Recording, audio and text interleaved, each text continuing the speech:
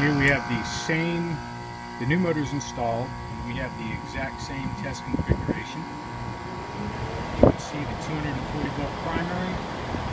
You can see the 25.4, which is the 24 volt control voltage. You can see the fan spin up properly.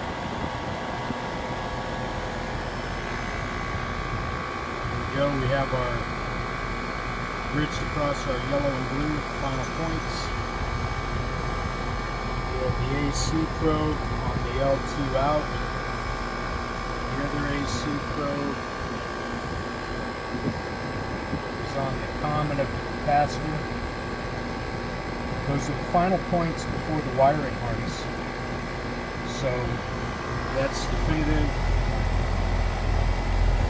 Our ground is properly attached. Here's our old motor, the dead one. So that proves that installing the new motor